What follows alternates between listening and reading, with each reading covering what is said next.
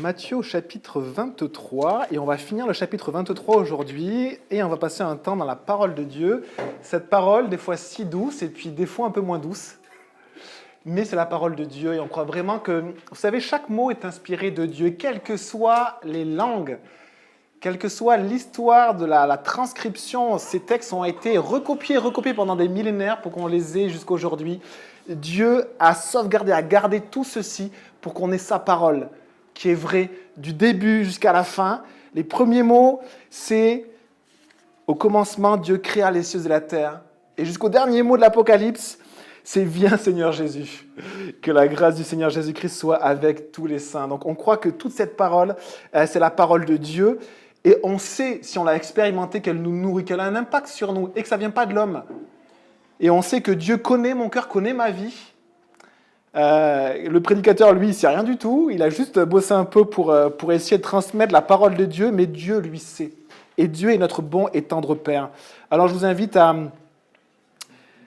prendre avec moi Matthieu 23.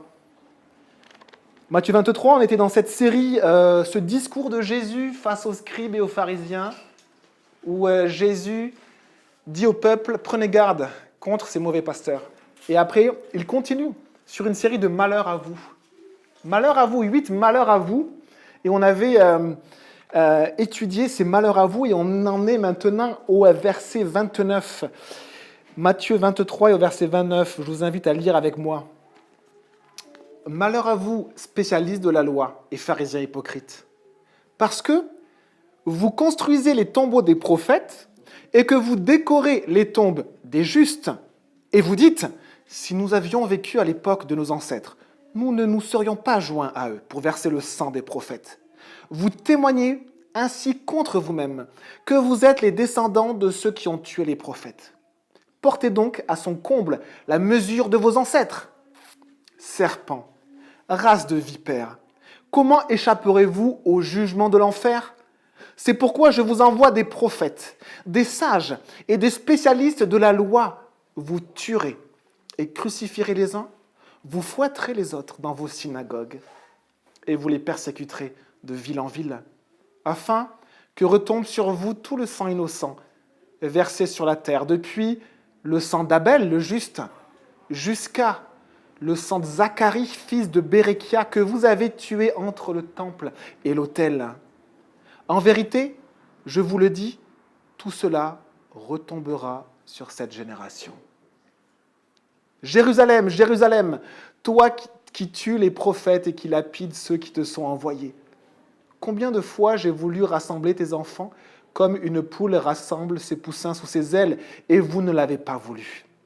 Voici que votre maison vous sera laissée déserte, car, je vous le dis, vous ne me verrez plus désormais, jusqu'à ce que vous disiez « Béni soit celui qui vient au nom du Seigneur ».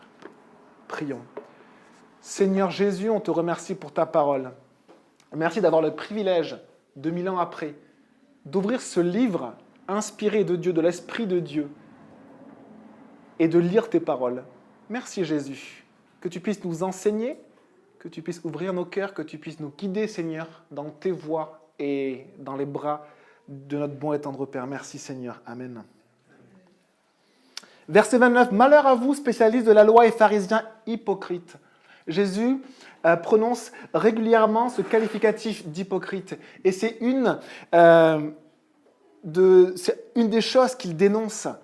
Il dit aux pharisiens, vous êtes hypocrites, votre justice n'est qu'extérieure.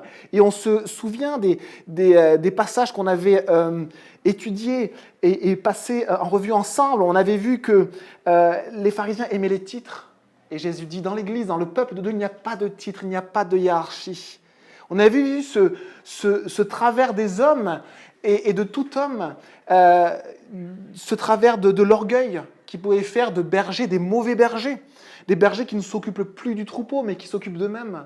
Des bergers qui ne nourrissent plus le troupeau, mais qui enseignent autre chose que la parole de Dieu, comme un berger normalement doit le faire. Ils enseignaient une religion, ils enseignaient des traditions d'hommes, et n'enseignaient plus la parole de Dieu. Et Jésus, qui lui est le maître, lui le seul maître, les reprend sévèrement. Parce que lui est le pasteur de son peuple qui vient et qui voit des mauvais pasteurs. Et il les reprend. On avait vu également que, c'était la dernière fois, dans Matthieu, où on avait parlé, vous savez, de ces serments au nom du temple, au nom de l'or du temple, et ainsi de suite. Et Jésus avait parlé aussi qu'extérieurement, les pharisiens et les scribes avaient une belle justice, mais qu'intérieurement, ils étaient impurs. Et ça parle à notre cœur, parce que on sait qu'on peut avoir souvent deux visages. L'hypocrisie, c'est ça, c'est un beau visage face aux gens qui nous entourent, mais à l'intérieur, Jésus dit, parfois vous êtes comme un tombeau, un mausolée, très beau à l'extérieur, et à l'intérieur, vous êtes mort. Qui donne la vie? Jésus donne la vie, gratuitement. Et ils avaient en eux la résurrection et la vie, mais ils n'en ont pas voulu. Ils n'en ont pas voulu, et on arrive ici sur la dernière partie de ce discours de Jésus contre les scribes et les pharisiens. Et au verset 29, « Malheur à vous, spécialistes de la loi et pharisiens hypocrites, parce que vous construisez les tombeaux des prophètes et que vous décorez les tombes des justes. » Jésus indique un nouveau comportement hypocrite des pharisiens et des scribes. Un nouveau comportement qui révèle leur cœur double, une apparence extérieure et puis une réalité intérieure qui est différente. Il leur reproche de réparer, de construire de beaux tombeaux pour les prophètes. En fait, il ne leur reproche pas vraiment cela, mais il leur dit, voilà ce que vous faites. Vous reconstruisez, vous réparez. Le terme, c'est soit construire, soit réparer. Vous réparez les tombeaux pour en faire de magnifiques tombeaux, de beaux mausolées, si vous voulez. Et vous décorez, vous prenez soin des tombes des justes. Et les justes dans la parole de Dieu, c'est ceux qui ont mis leur foi en Dieu. Et on va voir par la suite que Abel, au tout début de la création, le fils d'Adam et Ève, un des fils d'Adam et Ève, Abel a été déclaré juste par Dieu. Pourquoi? Parce qu'il s'est approché de Dieu par la foi. Il a offert un sacrifice à Dieu, mais par la foi. Et son frère Caïn, lui, il a offert un sacrifice à Dieu, mais par la religion, par ses propres forces. Et Caïn a été pris de jalousie et il a même désiré du mal contre son frère et ça l'a mené au meurtre de son frère. Donc les justes, c'est ceux qui ont mis leur foi en Dieu et que Dieu a déclaré justes. Les prophètes, on voit ici désigner les prophètes, ce sont ceux dans la parole de Dieu qui ont un message de la part de Dieu. Dieu leur donne un message et eux, ils ont simplement à le transmettre. C'est ça un prophète. Donc quand un pasteur ou un enseignant enseigne la parole de Dieu, il a un rôle prophétique. Ça ne veut pas dire qu'il a un prophète, mais la parole de Dieu, c'est la parole qui vient de Dieu. Et du coup, un des boulots du pasteur, c'est de transmettre la parole de Dieu. Et c'est ce qui nourrit le peuple de Dieu. Il n'y a pas autre chose qui nourrit le peuple de Dieu. Et les prophètes dans l'Ancien Testament, qu'est-ce qu'ils faisaient? Pareil, simplement, ce n'était pas forcément cette parole écrite, mais Dieu leur parlait par un songe, par une révélation, par des paroles simplement. Et que faisait-il? Il disait « Ainsi parle l'Éternel ». Il n'inventait rien, il ne développait pas forcément ce que Dieu leur disait, il rapportait simplement les paroles de Dieu. Et ces hommes-là, ces prophètes, ces justes également, eh bien, beaucoup sont morts de mort naturelle, mais beaucoup sont morts, on va le voir après, soit mis en prison, soit assassinés, soit lapidés, soit torturés par le peuple de Dieu lui-même. Par le peuple de Dieu lui-même. Et voilà ce que dit Jésus. Il dit, vous vous occupez de ces tombeaux et vous vous occupez à ce que ces tombeaux soient beaux, soient décorés, ne soient surtout pas laissés à l'abandon. C'est une bonne chose. Et vous dites, verset 30, « Si nous avions vécu à l'époque de nos ancêtres, nous ne nous serions pas joints à eux pour verser le sang des prophètes. » Et là, Jésus leur reproche ceci. Et il pointe leur cœur. Les prophètes de Dieu ont malheureusement eu dans l'histoire une triste caractéristique, c'est qu'on les a rarement écoutés. La parole de Dieu, qui y a 2000 ans, 3000 ans, 4000 ans, aujourd'hui, elle est dure à écouter. Et beaucoup n'aiment pas écouter la parole de Dieu. Parce que si vous voulez entendre quelque chose qui vous fait plaisir, cherchez dans la spiritualité, cherchez dans ce monde, il y a plein de choses qui sont proposées. Si par contre vous cherchez la vérité, Dieu dit, la vérité demeure dans ma parole. Par contre, elle est difficile à entendre. Et les prophètes, qu'est-ce qu'ils disaient? Eh bien, ils retranscrivaient la vérité qui venait de Dieu. Et souvent, ils étaient mis à l'écart à cause de ça. Souvent, ils étaient même pourchassés à cause de cela. Et même parfois mis en prison et jusqu'à être assassinés. Et on voit ce que dit Jésus par la suite. Il dit, vous témoignez ainsi contre vous-même que vous êtes les descendants de ceux qui ont tué les prophètes. Si on lit un petit peu quelques exemples de prophètes de l'Ancien Testament, par exemple, on va voir un exemple et on va voir la réaction parfois des chefs et parfois du peuple. Par exemple, je vous lis un exemple dans 1 Roi 22.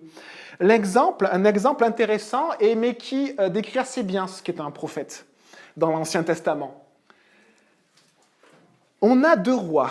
Le peuple d'Israël, le royaume d'Israël s'est divisé en deux, qu'on appelle le peuple de Juda centré sur Jérusalem, et le peuple d'Israël, en fait, c'est le royaume d'Israël, et en fait, c'est le royaume du Nord, au-dessus de ce royaume de Juda. Et donc, on a deux rois.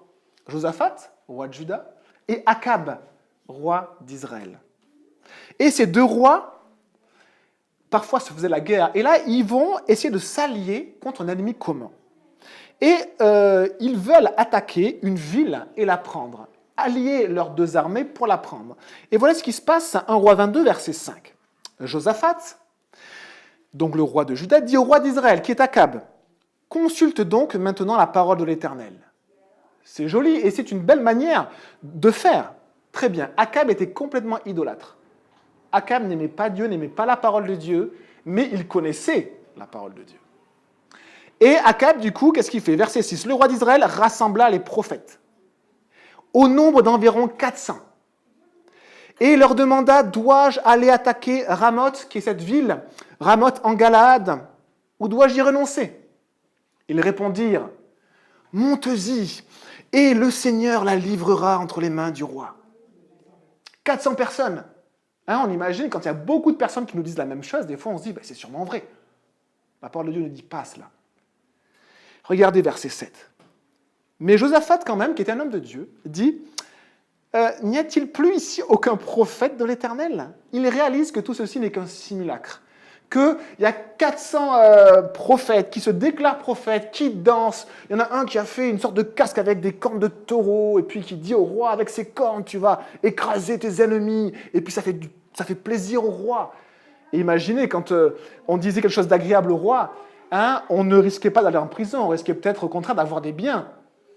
Et ces prophètes, ces 400 prophètes, vas-y, monte. Mais Josaphat dit, n'y a-t-il aucun prophète de l'Éternel pour que nous puissions le consulter? Et verset 8, le roi d'Israël répondit à Josaphat, il reste un seul homme par qui l'on puisse consulter l'Éternel, mais je le déteste, car il ne prophétise rien de bon sur moi. Il ne prophétise que du mal. C'est Michée, fils de Jimla. Il n'aimait pas la parole de Dieu. Josaphat répliqua, que le roi ne parle pas de cette manière. Alors le roi d'Israël, il avait ses 400 prophètes qui, eux, disaient des bonnes choses. Mais comme le roi Josaphat, il connaissait Dieu, demanda un vrai prophète, on alla envoyer Michée. Et au verset 11, on voit qu'un prophète Sédécias s'était fabriqué des cornes de fer, qu'il affirmait « Voici ce que dit l'Éternel, avec ces cornes, tu frapperas les Syriens jusqu'à leur destruction. » Et tous les prophètes renchérissaient « Monte à Ramoth de Galaad, tu connaîtras le succès, et l'Éternel la livrera entre les mains du roi. » Le messager qui était allé appeler Michée lui dit « Michée, les prophètes sont unanimes pour prédire du bien au roi. Que ta parole soit donc pareille à celle de chacun d'eux. Annonce du bien. » Michée répondit, « L'Éternel est vivant. Je communiquerai ce que l'Éternel me dira. » Ça ressemble à un bon pasteur. Verset 15. Lorsqu'il fut arrivé vers le roi, celui-ci lui dit, « Michée, devons-nous aller attaquer Ramoth en Galaad ou devons-nous y renoncer ?» Il lui répondit, « Monte-y, tu connaîtras le succès, l'Éternel la livrera entre les mains du roi. » Le roi de suite lui dit, Combien de fois me faudra-t-il te faire jurer de ne me dire que la vérité au nom de l'Éternel ?» Il savait très bien que Michée était ironique. Il avait peut-être dû prendre une voix particulière. Il savait très bien que ce qu'il faisait, c'est juste de dire « Tu veux entendre ceci ?» Oui, écoute les paroles que tu veux entendre. Et le roi sait très bien que ce ne sont pas les paroles de Dieu. Alors Michée répondit, verset 17, « Je vois tout Israël dispersé sur les montagnes, comme des brebis qui n'ont pas de berger. Et l'Éternel a dit, ils n'ont pas de Seigneur, que chacun retourne en paix chez lui. » Voilà la parole de l'Éternel. Et regardez la réaction. Le roi d'Israël dit à Josaphat, « Ne te l'avais-je pas dit? Il ne prophétise rien de bon sur moi, il ne prophétise que du mal. » Et c'est un bon exemple de voir l'impact de la parole de Dieu et combien notre cœur ne veut pas l'écouter. Et dans ce monde, les amis, vous aurez 400 prophètes qui vont vous annoncer quelque chose que vous voulez entendre. Et pour 400 prophètes, vous aurez peut-être une seule personne qui va vous annoncer la parole de Dieu, homme ou femme ou enfant, quelqu'un qui connaît Dieu et qui transmet juste ce qui vient de Dieu, pas ce qu'il veut, pas ses pensées, pas ses raisonnements, mais juste ce qui vient de la parole de Dieu. Et regardez ce qui va arriver. Il va se faire frapper par ce Sédécias qui avait les cornes. Il va se faire frapper. Et après, il va être mis en prison à cause de ça.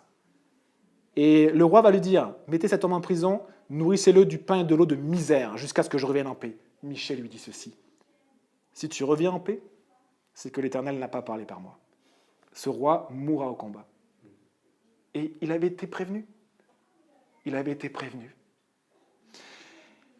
Et voilà un peu le rôle des prophètes dans l'Ancien Testament. Et voilà le rôle de la parole prophétique aujourd'hui dans l'Église. Et tout le monde, si vous transmettez la parole de Dieu autour de vous, vous transmettez une parole prophétique, c'est-à-dire que c'est Dieu qui parle. Et cette parole est difficile à entendre. On n'a pas forcément à appuyer des paroles de jugement. On a simplement à partager ce que le Saint-Esprit nous met à cœur.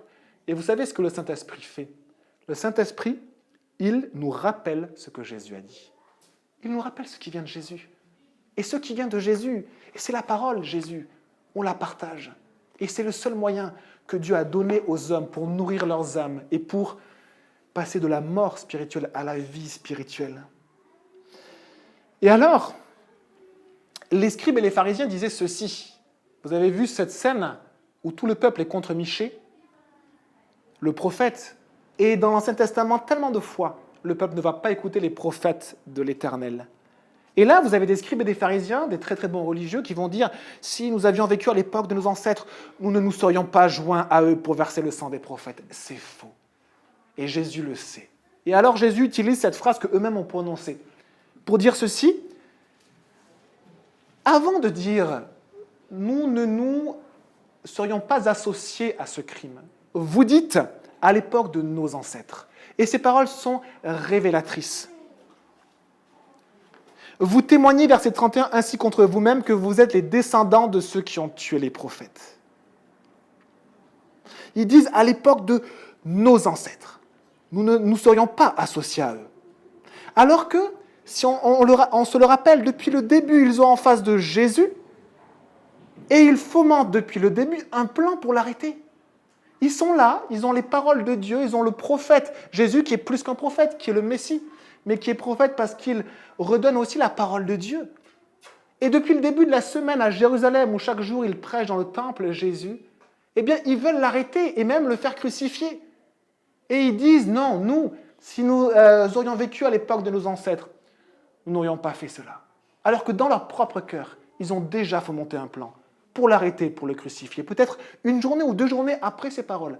Simplement 1 ou 2 jours, sa dernière semaine, Jésus sera cloué sur la croix. Parce que les scribes et les pharisiens auront voulu le clouer sur la croix. Alors on réalise l'hypocrisie de ces paroles. Et Jésus dit, mais vous êtes hypocrites. Et il pointe du doigt ceci, vous appelez ces hommes dans un ancien temps, il y a des générations qui ont mal agi, qui ont été criminels envers les prophètes de l'Éternel. Et vous dites, nos ancêtres. Et c'est révélateur.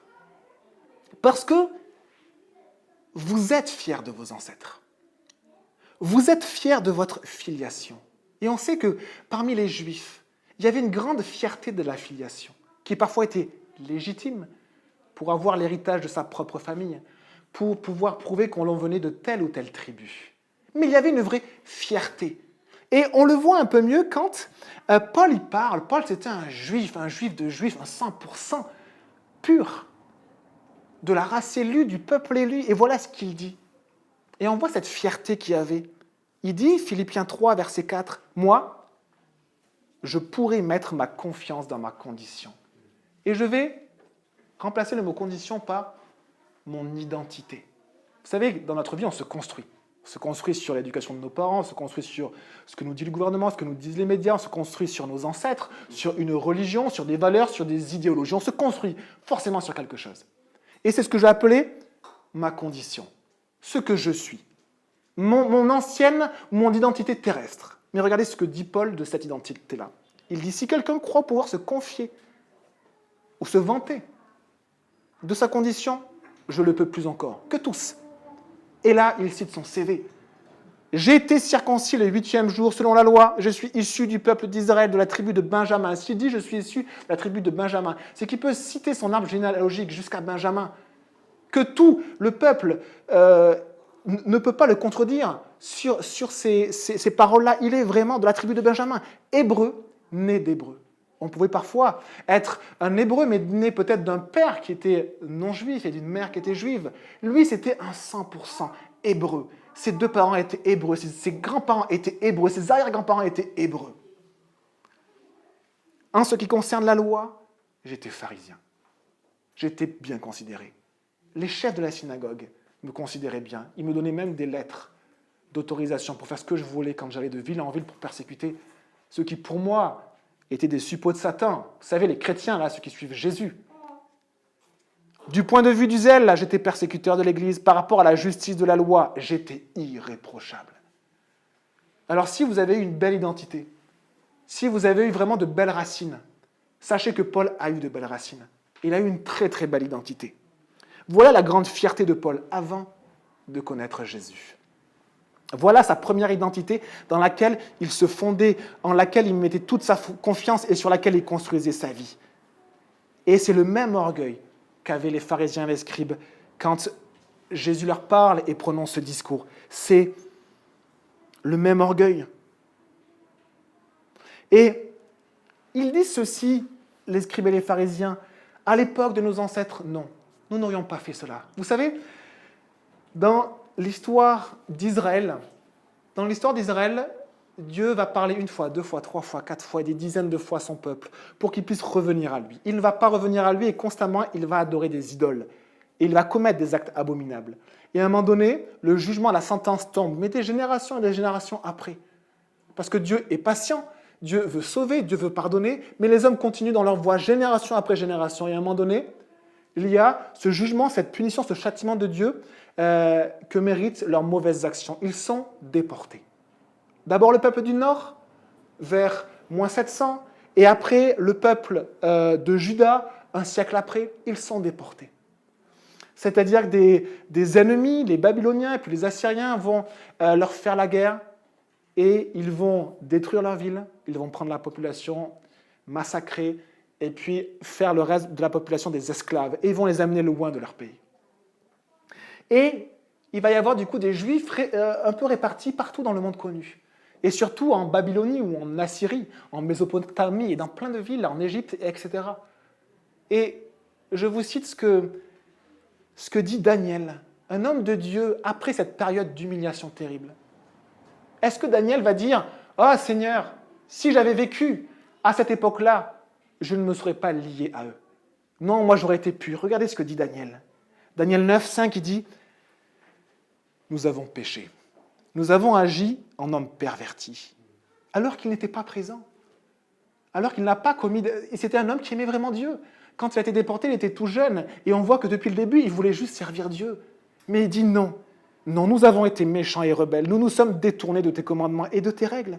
Nous n'avons pas écouté tes serviteurs, les prophètes, lorsqu'ils ont parlé en ton nom, à nos rois, à nos chefs, à nos ancêtres et à tout le peuple du pays. Nous sommes responsables et je suis aussi responsable. Seigneur, tu es juste. Éternel, nous ne pouvons que rougir de honte, tout comme nos rois, nos chefs et nos ancêtres. Écoutez ceci. Le Seigneur, notre Dieu, est rempli de compassion et de pardon. Pourtant, nous nous sommes révoltés contre lui. Que dit Néhémie quelques années plus tard? Néhémie qui, lui, travaille à la cour du plus grand roi assyrien. Il dit ceci, là, lui aussi, il pouvait mettre sa fierté dans sa condition. 1, il était juif. 2, il avait un des postes les plus enviés de tout l'Empire, qui devait contenir peut-être des millions de personnes. Et il dit ceci. Écoute la prière que ton serviteur t'adresse en ce moment, Seigneur. Jour et nuit, j'intercède pour tes serviteurs, les Israélites, en confessant leurs péchés, ceux que nous avons commis contre toi. Oui, ma famille et moi, nous avons péché. Et on voit vraiment que ces hommes de Dieu s'associent, réalisent que leur famille, que leurs ancêtres, qu'eux-mêmes sont mauvais. Et ils n'attendent pas de commettre des choses abominables pour réaliser que leur cœur est mauvais. Et ils réalisent que leur cœur est mauvais. Et que génération après génération, le peuple a désobéi et encore désobéi. Et ils réalisent qu'eux-mêmes sont pécheurs et que leurs ancêtres sont pécheurs. Et ils viennent à Dieu en disant « Pardonne-nous ». Et ils invoquent le nom de l'Éternel. Que font les scribes et les pharisiens? Les scribes et les pharisiens disent « Si nous avions vécu à l'époque de nos ancêtres, nous ne nous serions pas joints à eux. » 2 jours après, ils crucifiaient le Messie, l'envoyé de Dieu. Verset 32, Jésus dit ceci. « Portez donc à son comble la mesure de vos ancêtres. Vos pères ont péché en tuant des prophètes et des justes. Vous dites que vous vous dissociez de leurs actions, que vous avez le même cœur qu'eux, et vous faites les mêmes œuvres que vos ancêtres. » Alors Jésus leur dit avec ironie, « Continuez donc cette œuvre. Qu'ont commencé vos ancêtres, montrez ce qu'il y a réellement dans votre cœur, en continuant cette œuvre et en la parachevant, en l'amenant à son comble, parce que Jésus sait très bien que le comble de cette œuvre, c'est qu'ils vont même crucifier le Fils de Dieu, le Messie. Et Jésus leur dit ceci, il leur dit, vous avez commencé, et vous allez continuer. Mais c'est un prophète, c'est la parole de Dieu qui est exposée à eux, et les scribes et les pharisiens sont mûrs et sont durs. La parole de Dieu ricoche contre eux, comme Akab. Je t'avais dit, il ne prophétise que du mal. Et au verset 33, on lit ceci. Serpent, race de vipère, comment échapperez-vous au jugement de l'enfer?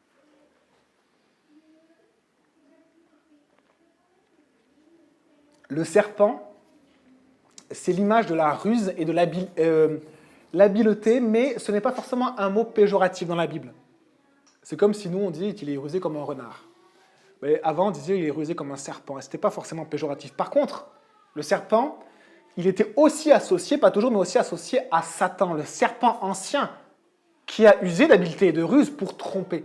Et là, le mot serpent, il est associé à race de vipère, donc il est mis dans un contexte négatif. Et il fait référence à Satan, celui qui par la ruse amène à tromper les gens.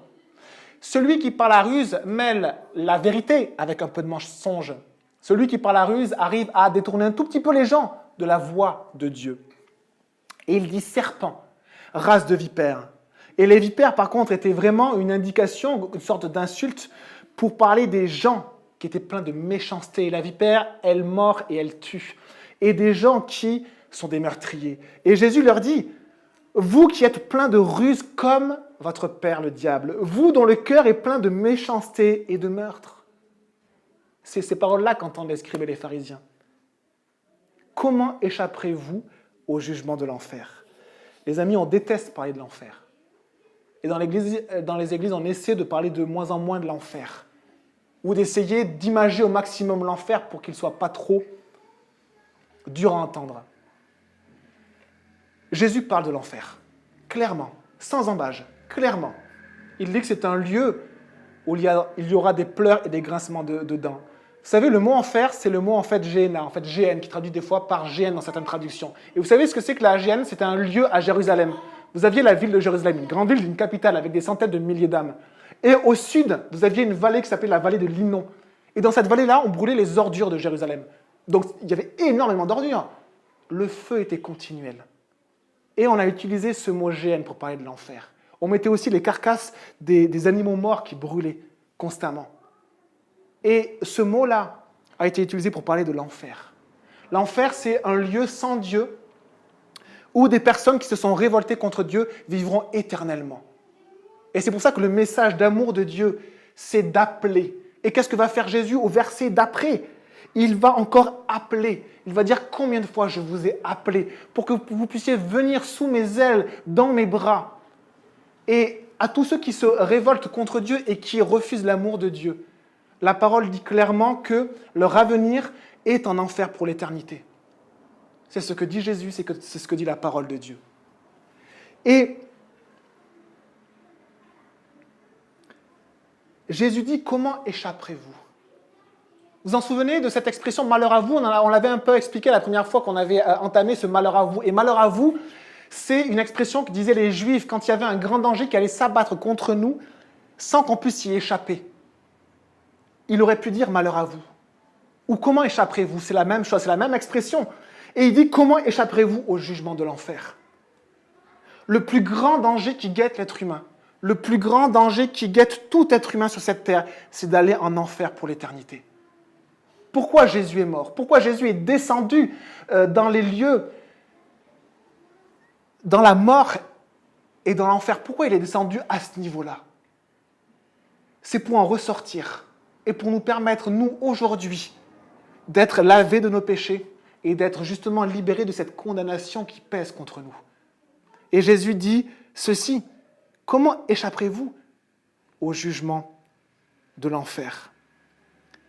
Et il ne le dit pas aux prostituées.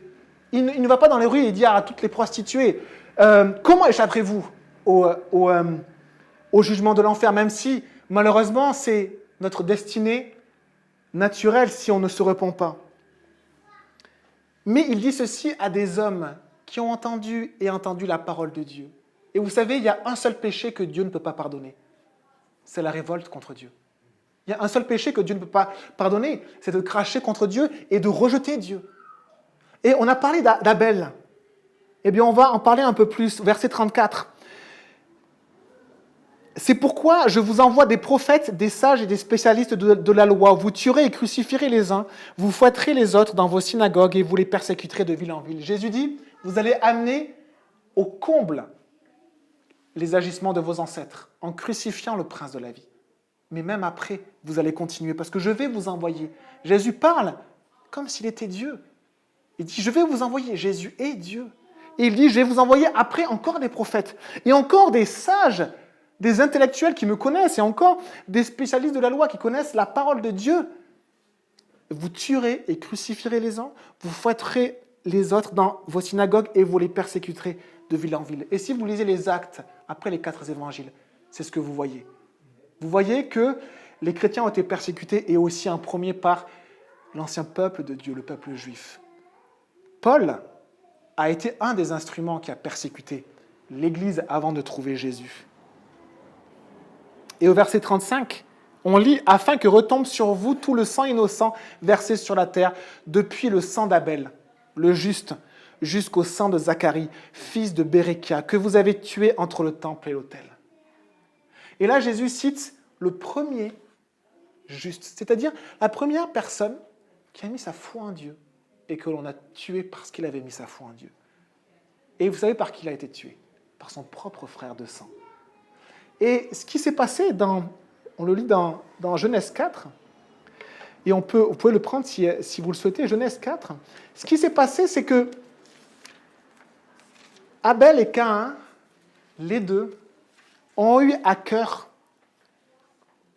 de donner quelque chose à Dieu, d'essayer de rentrer en contact avec Dieu. Et ils l'ont fait de 2 manières différentes. On lit, Abel fut berger et Caïn fut cultivateur, Genèse 4, verset 2.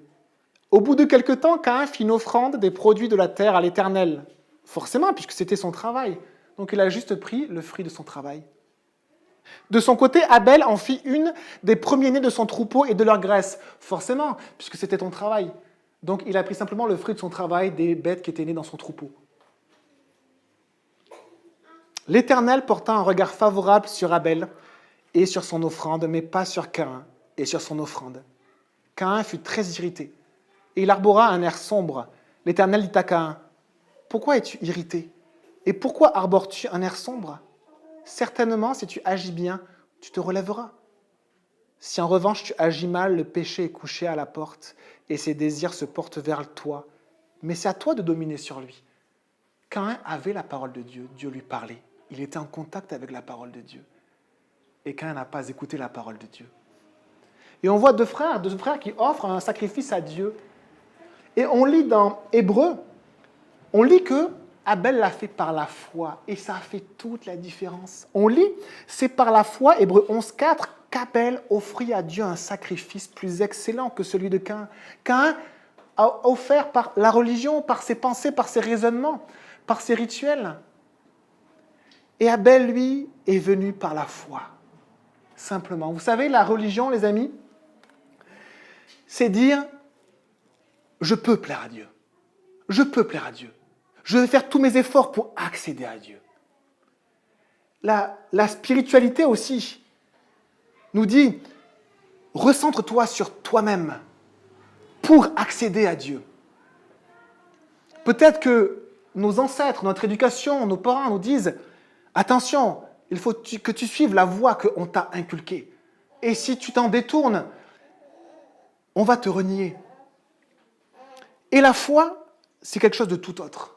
La foi, elle commence quand on réalise « je ne peux pas aller à Dieu. Je ne peux pas. Je n'y arrive pas. Je suis incapable. Je ne mérite rien. » Et en allant à Dieu comme ça, et de dire « mais en fait, je suis séparé de toi et je ne mérite rien. » Qu'est-ce que fait Dieu? Il regarde simplement la foi de la personne. Et que fait-il? Il la déclare juste. Tu es juste. Dieu le fait aujourd'hui. Et vous savez, la transformation qui s'opère, elle est incroyable. C'est qu'une personne qui dit « mais je ne mérite rien », Dieu dit « alors enlève ton manteau plein de saleté, plein de taches, enlève-le et donne-le à Jésus. » Et qu'est-ce qu'après il fait? Il dit « prends le vêtement de mon fils et revêt-toi du vêtement pur de Jésus. » Et en se revêtant du vêtement de Jésus, Dieu nous appelle justes. Et on peut accéder à la présence même de Dieu. On voit une chose, c'est que le péché a éloigné Caïn de Dieu. On lit que la conséquence du péché, c'est qu'il avait des propriétés, il avait des bénédictions, et la conséquence de cette révolte contre Dieu, c'est qu'il devient errant, vagabond sur la terre. On va de lieu en lieu sans jamais être nourri, sans jamais être assouvi. On passe d'une chose à l'autre constamment. Qui pourra nourrir mon âme? Qui pourra combler le creux que j'ai en moi? Le vide, qui? Et c'est intéressant parce qu'à un moment donné, Caïn va dire à Dieu, « Tu me chasses !» Non, le péché de Caïn l'a chassé loin de Dieu. Et notre péché nous chasse. C'est nos actions qui nous chassent loin de Dieu. Parce que dit Jésus juste après? Regardez au verset 37.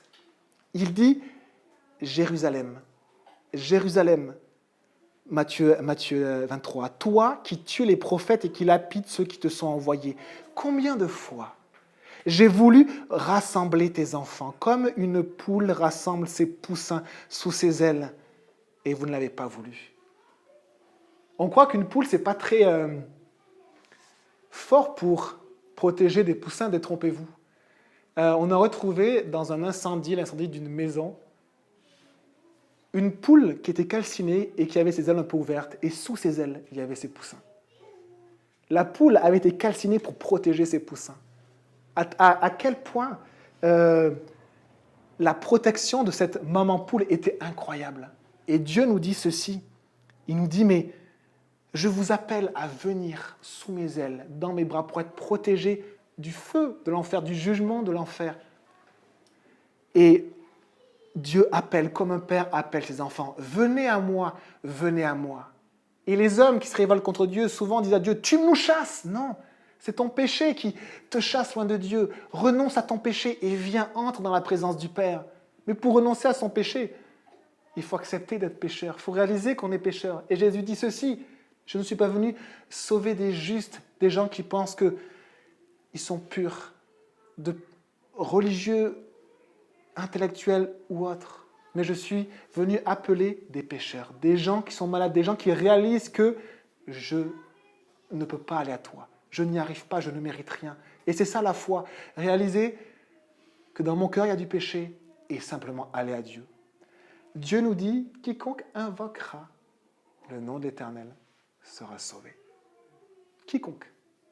Si vous ne l'avez pas encore fait, faites-le dans votre cœur. S'il vous plaît, Dieu vous invite.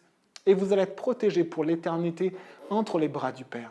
Parce que le Père ne veut pas tuer, ne veut pas détruire, mais il veut sauver. Mais mon péché est comme un feu dévorant qui me détruit. Mais l'amour de Dieu, la grâce de Dieu veut me protéger sur cette terre et après cette terre.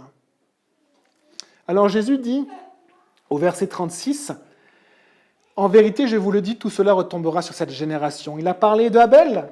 Il a dit, « Le sang d'Abel jusqu'au sang de Zacharie, fils de Bérékia. » Abel, c'est le premier juste qui a été assassiné parce qu'il connaissait Dieu et on a été jaloux parce qu'il connaissait Dieu. Et puis, Zacharie, fils de Bérékia, c'est le Zacharie des prophètes, qui fait partie des derniers petits prophètes et qui, on a peu d'indications sur sa mort, et Jésus nous indique que lui aussi est mort, par la main du peuple. Ils avaient déjà tué un autre Zacharie, un Zacharie fils de Jéhojada, mais des siècles avant, 3 siècles avant. Il avait tué, il avait lapidé, parce que ce qu'il avait dit de la part de Dieu ne leur avait pas plu. Et ils vont faire ceci encore à la fin de l'Ancien Testament avec ce Zacharie fils de Bérékia, parce que ce qu'il va dire de la part de Dieu ne leur a pas plu non plus. Et Jésus dit, voilà, regardez vos meurtres, regardez votre révolte contre Dieu. Et cette révolte va être amenée à son comble, parce que vous allez même tuer le Messie, et vous allez même continuer, vous allez tuer tous les disciples, mes disciples que je vais envoyer, vous allez les pourchasser, vous allez les persécuter, vous allez même en assassiner quelques-uns. Et Jésus dit ceci, « En vérité, je vous le dis, tout cela retombera sur cette génération. » Le moment de cette génération, là où Jésus parle, le refus du Messie marque la dernière étape avant le jugement qui va s'accomplir contre Israël. Et ce jugement sera à la fois un jugement spirituel et un jugement physique. En 70 après Jésus-Christ, les Romains vont venir assiéger Jérusalem. Ils vont dévaster la ville et ils vont détruire le temple. Dieu est le protecteur du temple. Et on voit que c'est un jugement en fait contre le peuple qui, génération après génération, n'ont pas écouté les prophètes jusqu'à même en assassiner certains et en crucifier d'autres, et jusqu'à crucifier le prince de la vie. Mais aussi spirituel. Regardez au verset 38. « Voici que votre maison vous sera laissée déserte. » Qu'est-ce que Jésus a dit quand il est rentré dans le temple? Il a chassé, vous savez, tout le trafic, tout le commerce qu'il y avait dans le temple. Et il a dit, ma maison sera appelée une maison de prière. Et là, il parle de cette maison. C'est le temple, c'est la maison de Dieu. Et il dit, votre maison vous sera laissée déserte. Ça sera votre maison. Un beau lieu religieux, très très beau, il n'y aura plus la présence de Dieu parce que vous l'avez rejeté.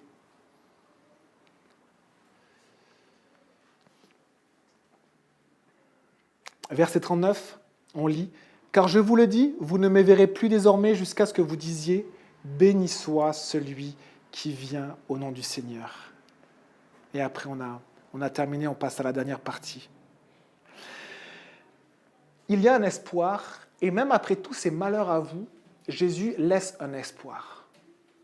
Vous refusez Jésus, vous refusez Dieu, alors Dieu, vous chassez Dieu de devant vous. Et Dieu ne va plus être dans votre vie, parce que vous l'avez chassé. Notre péché chasse la présence de Dieu.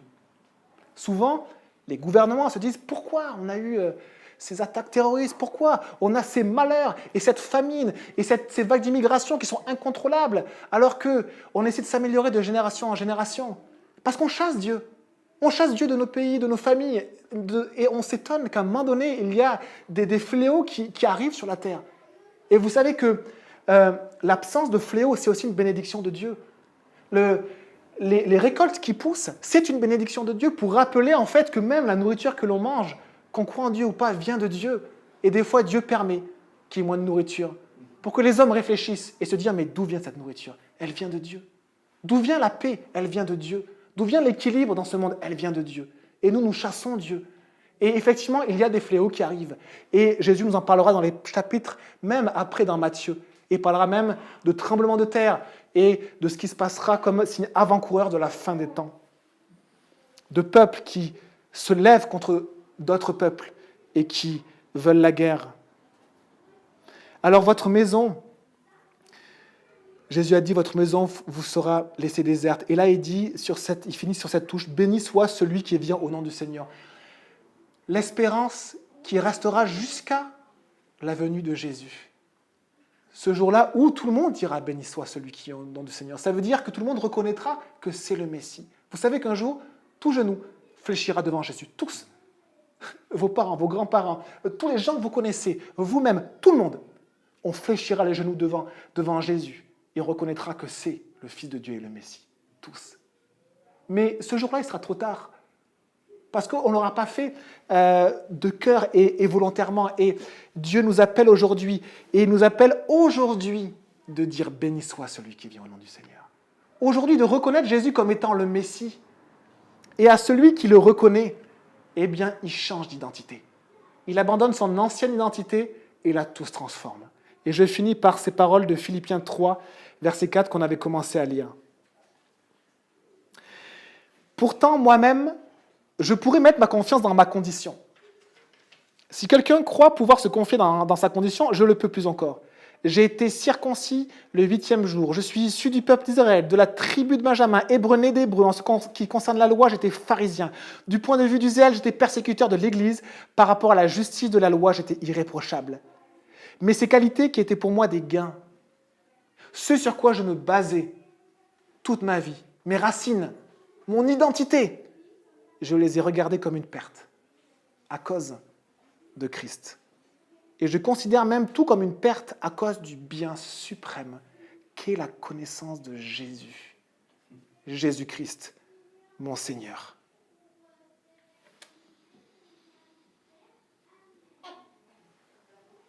Et Jésus propose aujourd'hui de changer d'identité, de passer de notre ancienne identité, qu'elle soit culturelle, religieuse, ancestrale, votre identité, avec tous vos raisonnements intellectuels, à passer à la nouvelle identité que propose Jésus.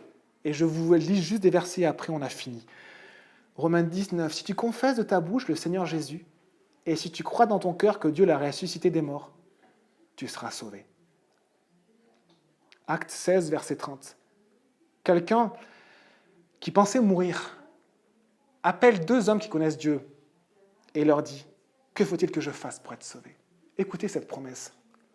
Paul et Silas ont répondu, crois au Seigneur Jésus et tu seras sauvé, toi et ta famille. Et il lui a annoncé la parole du Seigneur ainsi qu'à tous ceux qui étaient dans sa maison. Et ils sont devenus justes, déclarés justes par le Père Céleste. On va prier. Seigneur Jésus, on te remercie pour ta parole, on te remercie pour l'action de ton esprit dans nos cœurs. Jésus, s'il te plaît, qu'on puisse simplement te livrer nos vies, maintenant, si on ne l'a pas encore fait. Juste dire, Jésus, juste répéter ces mots dans son cœur, Jésus, pardonne-moi pour mes péchés. Je te donne ma vie. Je viens à toi par la foi, je ne peux rien faire, j'ai besoin de toi. J'invoque ton nom. Merci Jésus parce que tu réponds à cette prière, parce que tu es celui qui change les ossements en corps vivant, en vie, que tu abondes nos cœurs de cette eau qui est tellement abondante qu'elle déborde en joie, en paix, que ça coule même sur nos voisins, nos familles. Merci Jésus, sois béni. Amen.